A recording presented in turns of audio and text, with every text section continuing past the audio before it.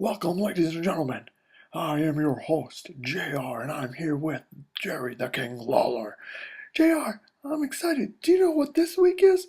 Of course I know what this week is, the King. It's Playoff Mania. And it's the fourth one. It's like Rocky 4. You're right, King. So let's not cut anything and get right to it. Here it is, Playoff Mania 4.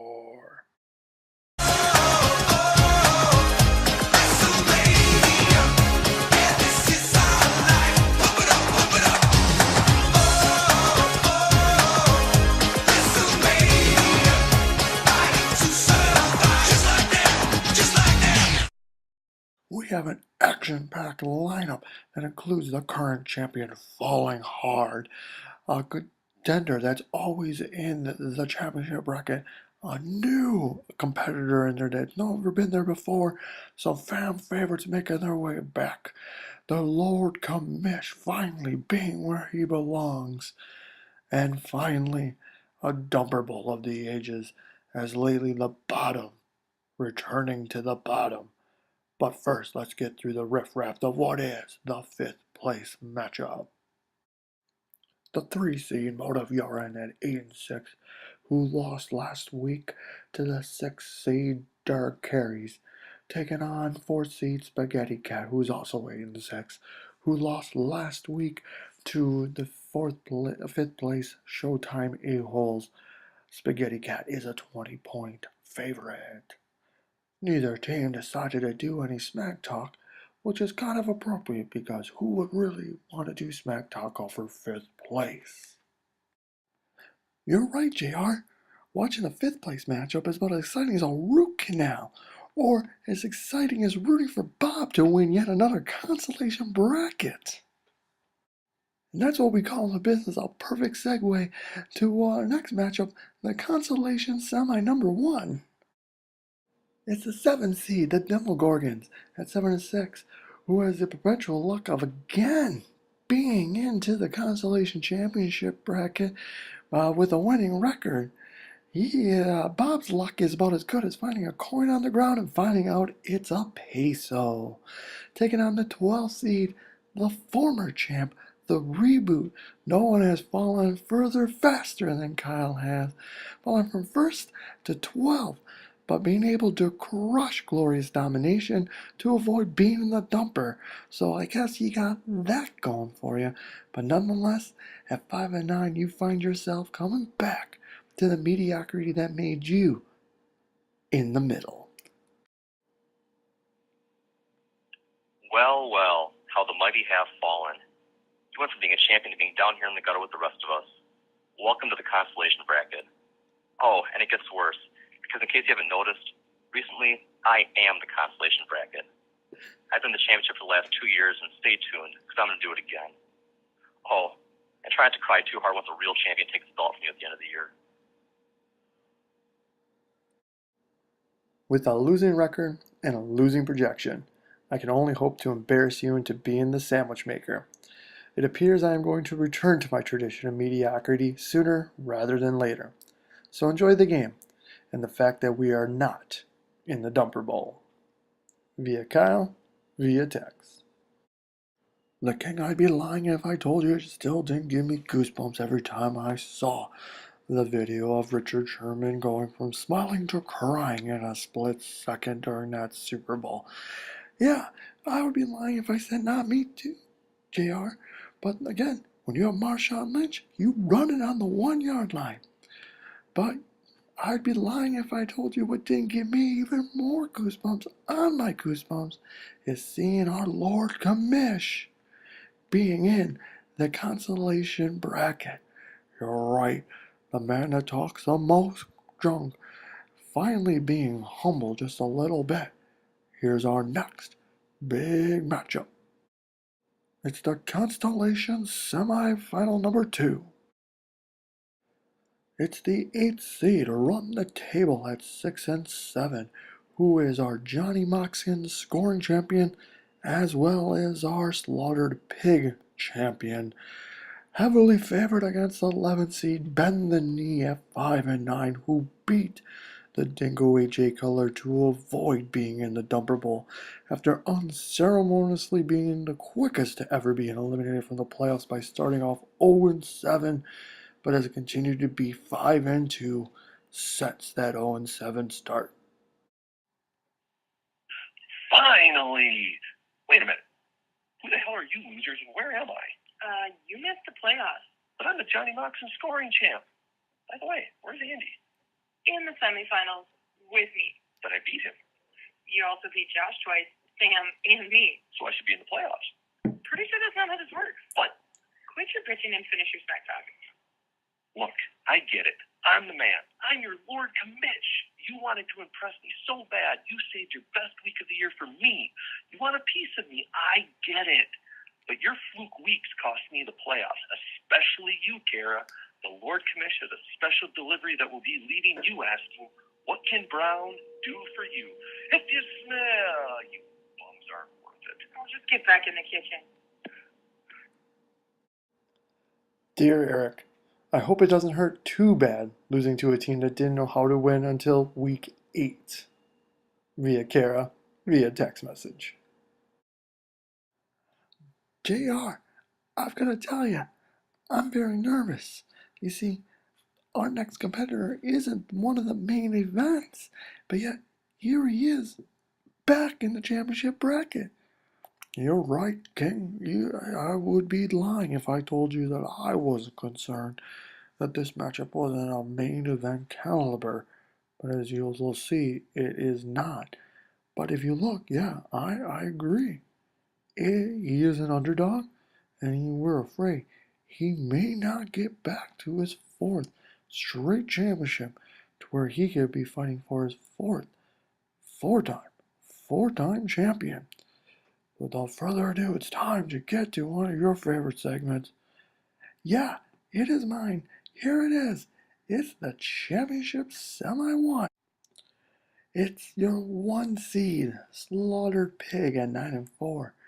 Looking to be the first ever 4-time in a row PlayoffMania champion and looking for his 4th straight championship appearance to where he's looking to be a 4-time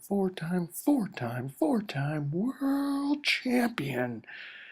But he's got a challenge going against the 6 seed Draw Carries, who beat the 3 seed Moda Urine to improve to 8-6. And currently, right now, a 5-point favorite in this championship semi. Well, would you look at that? My opponent for this week is our whiny bitch of a former world champ. You claimed you were winning the belt this year.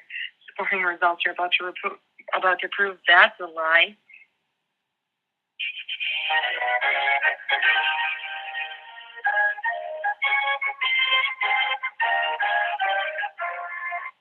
In truth, the only person even more whiny about fantasy football this year is Eric. So much for the Lord Commish. It's about time a woman brought home the belt anyway, and I think we could even rename it this year too. Sam and I are going to take you boys down, but I'm looking to come home with it all this year. So Josh, Team Feudal, I'll see you on the fantasy gridiron. Man, mic drop.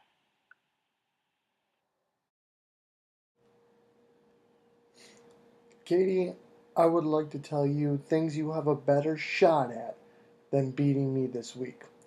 Outdrinking Jessica Jones, drawing blood from Luke Cage, winning a fist fight with Danny Rand, creeping up on Matt Murdock, out-sniping Frank Castle, beating Scott Lang in a hide-and-go-seek game, winning an arm wrestling match versus Bucky Barnes, convincing Bruce Banner the sun is setting, being more friendly or neighborhoodly than Peter Parker, tricking Loki, preventing Tony Stark from endangering the world again and again and probably again, picking up Thor's hammer, saving the day before Steve Rogers, explaining your kid's Aunt Maria Hill is the woman you've always loved.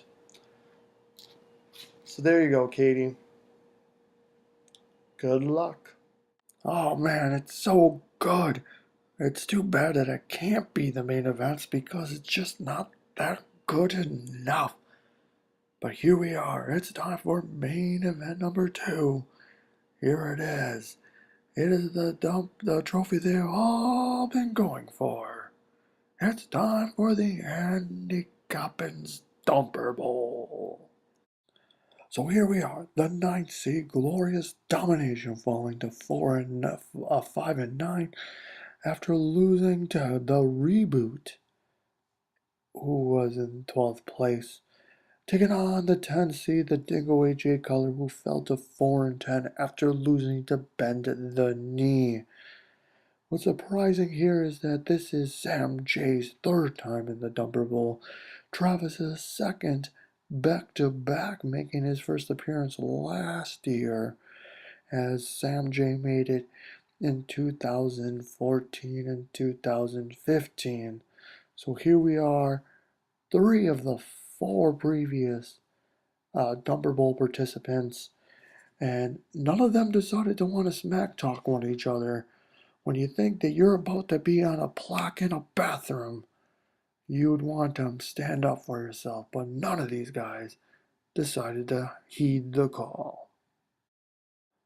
King, you got that look on your face. What's going on? JR, I'm looking at the card, and it's just not making any sense.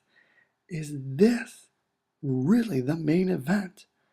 Well, I mean, when you got a participant that has never, ever sniffed this close to it, you gotta give him credit where credit is due. But, JR, we are telling you that this is the guy that's leading PlayoffMania IV. This is our Ivan Drago.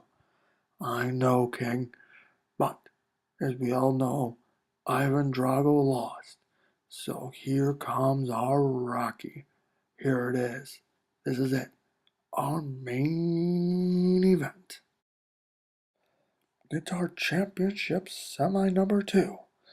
The 2 seed, I Retired John, finishing the regular season at 9 and 4, taking on the 5th seed Showtime A-Holes, improving to 8 and 5, beating the 4 seed Spaghetti Cat, who beat her in week 13. But folks, the most important thing here in the closest matchup of all the playoff games is the fact that Andy is in the championship bracket in PlayoffMania with a first round bye. So Sam B, no pressure, but you get first crack at taking him down. Oh, Andy, I get to face you this week. Whatever alternate dimension we live in that you're leaning and in the playoffs, it's going to come to an end on Monday night. You have to face Julio Monday night. And I just want you to go look after this. Go see what Julio put up against the last time he played Tampa. Just going to throw out the number right here, 59. No big deal.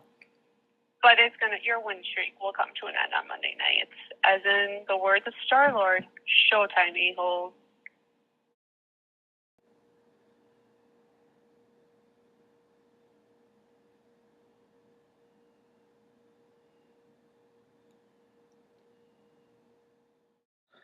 You know, I never really get involved in someone's smack talk because, it's your free form of expression.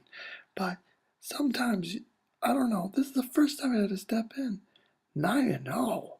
What does 9 and 0 mean? You're not 9 and 0, you're 9 and 4. Mean 9 in a row? If you mean 9 in a row because you're currently 8 in a row, that would make sense. But 9 and 0 just doesn't make sense.